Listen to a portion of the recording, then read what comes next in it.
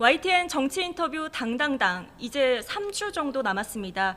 이 더불어민주당 당대표 선거를 앞두고 후보자분들 차례로 만나보고 있는데요. 오늘은요, 이 소탈해도 너무 소탈해서 이 거지 갑이란 별명을 갖고 있고요. 이번 선거에서 세대 전환 그리고 시대 전환을 앞세운 분입니다. 이 더불어민주당 박주민 당대표 후보자 모셨습니다. 어서 오세요. 네, 안녕하십니까. 네. 오늘 이 자리 모시기까지 참 쉽지 않았습니다. 그래요? 왜 그러죠? 네, 일정이 워낙 그래요? 빡빡하셔서 그런데 요즘 바쁘게 다니시고 계시죠? 네, 뭐 기본적으로 언론과의 인터뷰도 있고요. 네. 또 지역을 돌면서 당원들과 대의원 분들을 만나는 행사를 갖고 있습니다. 그러다 보니까 조금 일정이 늦어졌나 보네요. 죄송합니다. 아닙니다. 네. 이렇게 후보자로 출마하시기까지 고심의 시간도 참 네. 기셨습니다. 네. 후보자 등록 마지막 날 출사표 던지셨는데 네. 마지막까지 뭐가 좀 제일 고민이셨습니까? 원래 저도 이제 이미 출마 선언을 한 두 분이 굉장히 훌륭한 분이시고 네. 그래서 그 두 분 중심으로 전당대회가 안정적으로 치러지는 것도 괜찮겠다라고 생각을 했었어요. 네. 그런데 이제 제가 이제 출마 선언하기 한 2주 전 정도부터 그 당내 여러 좀 이야기들이 나오고 논란이 좀 있고 또 답답해하시는 당원분들도 많았었고요. 네. 거기에 덧붙여서 제가 뭔가 좀 새로운 시대에 걸맞게 당을 좀 바꾸는 데는 나름의 역할을 할 수 있지 않을까 이런 판단들을 좀 하면서 출마를 결심하게 됐습니다. 네, 지금 이 시점에 이 더불어민주당에 꼭 박주민 당대표가 필요한 이유가 있습니까? 많은 분들이 그렇게 얘기하십니다. 지금은 모든 것이 바뀌고 있고 네. 또 바뀌어야 되는 상황이다. 네. 코로나19로도 로도 그렇고 다른 이유로도 그렇죠.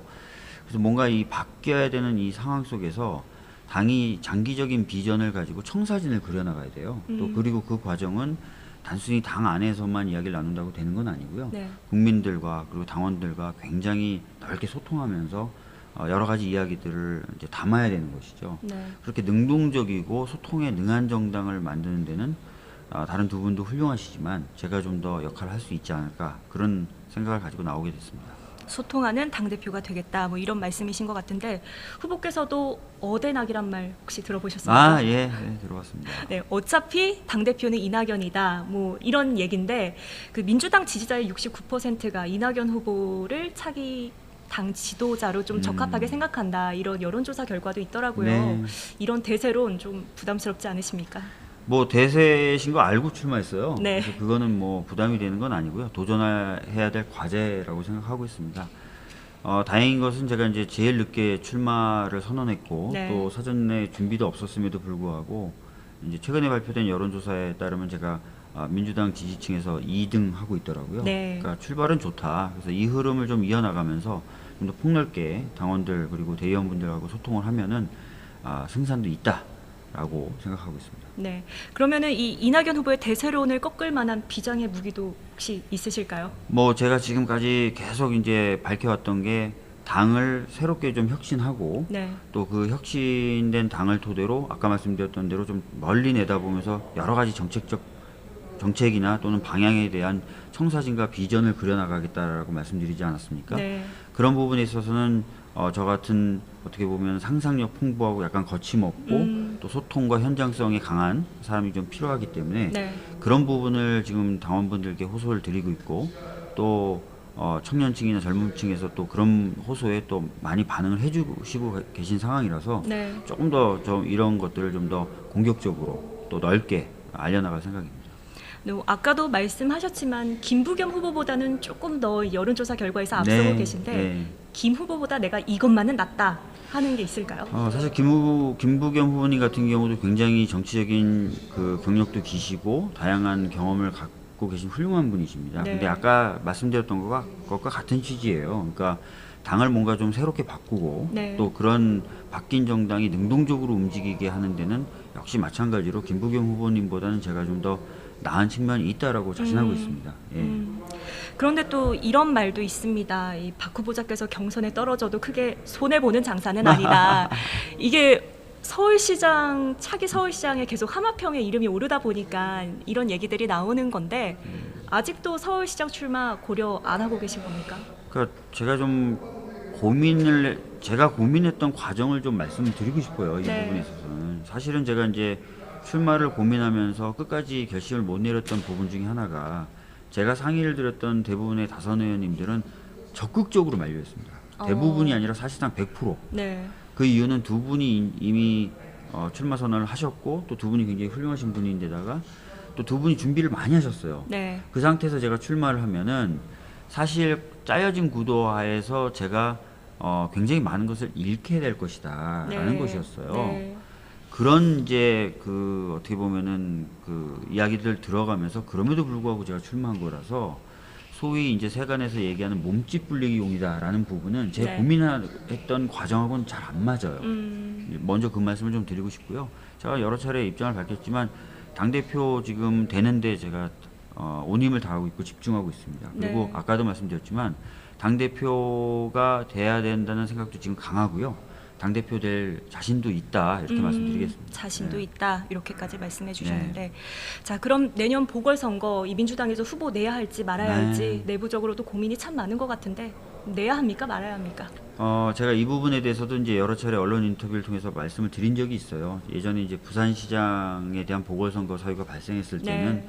당원 당규가 있기 때문에 좀 신중히 고려해야 된다는 입장을 밝힌 바가 있는데 이제 안타깝게도 서울시에서도 보궐선거가 치러지게 됐습니다. 그렇게 네. 되면은 두 도시를 합쳤을 때 거의 2천만에 가까운 유권자가 선택을 해야 되는 그런 상황이 됐기 때문에 과거처럼 그 당원 당규를 지킴으로써 책임지는 모습을 보여드리는 것이 맞는 것인지 아니면 2천만에 가까운 유권자로부터 선택을 유권자들에게 선택을 할 수 있는 기회를 드리고 그 선택을 받음으로써 정치적인 책임을 지는 게 맞는 건지를 고민해야 됩니다. 그래서 지금 당장 출마해서는 안 된다, 후보를 내서는 안 된다라고 선을 긋기보다는 차기 지도부가 당원들 그리고 국민들의 의견을 받아서 결정을 해야 될 부분이다라는 게 지금 현재 제 입장입니다. 자 이번에는 좀 현안들도 짚어보겠습니다. 네. 부동산 문제 온 국민의 최대 관심사가 됐습니다. 이 후보님께서는 이 전월세 기간 무기한 연장할 수 있는 이런 법안도 전에 발의를 하셨었는데 네. 이 최근에 통과한 법을 보면은 2+2 계약갱신 청구권이란 말이죠. 네. 뭐 이 법안이 통과되고 나서 뭐 전세 물량이 없다, 전세가가 급등하고 있다, 뭐 이런 얘기도 나오고 있는데 어떻게 보십니까? 그 먼저 좀 그 설명을 좀 드려야 될 부분이 있는데요. 네. 제가 이제 갱신 청구권을 넣는 법안은 20대 국회 때도 발의를 했었습니다. 네. 그때도 횟수 제한이 없었고요. 지금 21대도 동일한 취지의 법안을 발의했지만 갱신 청구권을 행사한다고 해서 무조건 연장이 되는 건 아닙니다. 네. 아까 사전에 말씀 나눴던 것처럼 집주인이 실거주하겠다라든지 여러 가지 사유로 갱신 거절을 할 수 있는 부분이 있다라는 부분은 먼저 설명을 좀 드리고요. 네. 지금 이 법 통과 이후에 이제 말씀하신 대로 법이 이제 안착되기 전에 아마 많은 전월세 상승이 있을 것이다. 이렇게 이제 걱정들 하세요. 네. 근데 실제로 보면은 그렇지 않다 또는 그렇지 않을 수 있다라는 경험과 증거들도 있습니다. 1989년에 주택 임대차 보호 기간을 1년에서 2년으로 2배 늘렸을 때도요. 네. 초기에는 가격이 상승하는 현상을 보이다가 오히려 2년, 3년 지나면서 가격이 안정되는 모습을 보여줬습니다. 그래서 전문가들이 이 데이터를 분석하면서 그동안 전월세 가격의 상승을 부추겨 왔던 것은 잦은 임차인 교체 그리고 교체 시기에 좀 올리는 것 네. 여기에 기인한 바가 크다라고 분석 결과를 내놓은 바도 있거든요. 최근에 법무부가 그러니까 2019년도에 이 법이 통과될 때를 대비해서 시뮬레이션을 돌렸을 때도 시장 상황에 따라서 다른 결과가 나오지만 전반적으로는 안정적인 기조가 유지될 것이다라는 시뮬레이션 결과가 나온 바도 있습니다. 네. 그리고 상가임대차 보호법이 또 통과가 됐죠. 20대 국회 때. 네. 5년의 보호 기간을 10년으로 2배 늘리는 겁니다. 굉장히 장기간 보호가 되게 되는데 이렇게 바뀔 때도 마찬가지로 말씀하셨던 것처럼 혼란이 있을 것이다라고 예상을 했는데 지금 보십시오. 상가임대차 안정적으로 지금 관리가 되고 있지 않습니까? 그래서 우려하실 수도 있고 또 우려할 만한 부분도 있지만 제가 지금 말씀드렸던 여러 사례들을 비춰봤을 때 그 우려가 반드시 현실화될 것이냐라는 부분에 있어서는 저는 그렇지 않을 것이다라고 말씀드리고 싶습니다. 자 그리고 어제 이 당과 정부가 주택 공급 대책 방안도 네. 내놨지 네. 않습니까? 어쨌든 땅은 최대한 끌어모으고 이 층수는 더 높이겠다는 건데 맞는 방향이라고 보십니까? 지금 현재 이제 수도권에 보면은 굉장히 노후된 주택들도 많이 있습니다. 그런 네. 부분을 좀 개선을 해서 그런 데 거주하시고 계신 분들에게 좀 더 좋은 주거 환경에서 사실 수 있도록 보장해 드릴 필요가 있어요. 그리고 실제도 수도권에 이제 거주하고 싶어 하시는 그 수요가 있고요. 그래서 그런 부분을 충족시키는 측면에서는 필요한 정책적 대안 아니겠는가 이렇게 생각을 하고 있습니다. 예. 또 민주당이 이 수도권 과밀화를 해결하겠다면 행정수도 이전도 지금 내놓고 있는데 네. 가야 할 방향이라고 보십니까? 그러니까 혹시 상충되는 것 아니냐는 그 질문에 이제 전에 가는 질문입니다. 그래요? 네. 행정수도 이전 같은 경우 굉장히 필요합니다. 아시다시피 올해 들어서 전국의 인구 중에 50%가 넘는 인구가 수도권에 지금 거주하시게 됐어요. 네. 그리고 전북 지역 같은 경우에는 1년에 10,000명 이상 인구가 유출이 돼서 네. 수도권으로 지금 유입되고 있는 상황입니다. 이렇게 되다 보니까 수도권 자체는 과밀화, 집중 등으로 인한 여러 가지 부작용이 생기고 있고요. 반대로 지방에서는 인구가 빠져나가면서 산업 기반이라든지 여러 가지 인프라들이 붕괴되는 그런 공동화의 문제를 겪고 있어요. 네. 사실 수도권만 놓고 보더라도 수도권이 유지가 되려면 지방에서 받쳐줘야 되지 않겠습니까? 그러니까 전반적으로 양측에서 지금 어려움이 발생하면서 수도권 자체도 어려움을 향후에는 겪을 수 있다라고 보기 때문에 적극적인 분산 정책을 취하는 것은 굉장히 필요하다라고 보고 있습니다. 네. 또 아까 사전에도 제가 좀 한번 여쭤봤지만 행정수도 이전과 이 수도권의 주택 공급 방안이 서로 상충하는 거 아니냐 이런 생각도 언뜻 들거든요. 뭐 어쨌든 그렇게 드실 수가 있는데요. 공공기관 이전이라고 하는 부분은요.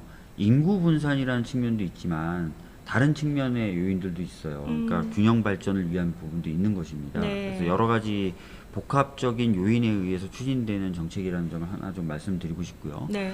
두 번째는 이제 공공기관이 이전이 돼서 인구 분산의 효과도 나오겠지만 과거에도 사실 그 인구 분산 효과가 굉장히 클 것이어서 막 공동화가 될 것이다라고 얘기하셨던 그 여론도 있었어요. 네. 과천 쪽이나 이런 데 다 공동화 될 것이다. 네. 실제로 그렇게 되지는 않았습니다. 그래서 인구 분산 효과가 있긴 있겠지만 좀 장기적으로 그런 것들이 점차 강화되는 형식으로 또 나타나게 될 거예요. 그래서 당장 필요한 어떤 주거 수요에 대한 부분을 충족시킨다는 측면에서 지금 공급 정책을 내놓은 부분하고 행정수도를 통한 공공기관 이전하고 이렇게 충돌된다 이렇게 보지는 않습니다. 예. 저희가 드리고 싶은 질문이 많지만 예. 추후에 한 번 더 제가 지금 모셔서 말을 되게 길게 지금 드리고 있죠 지금. 아니 저희가 이제 시간이 좀 그래요? 정해져 네. 있어서 추후에 모셔서 이제 듣는 기회를 한 번 더 가질 수 있으면 가져보기로 하겠습니다. 네, 알겠습니다. 이 박주민 후보께서 더불어민주당 당대표로 우뚝 설 수 있을지 오는 29일 전당대회까지 저희 YTN도 계속 지켜보겠습니다. 오늘 말씀 감사합니다. 네, 감사합니다.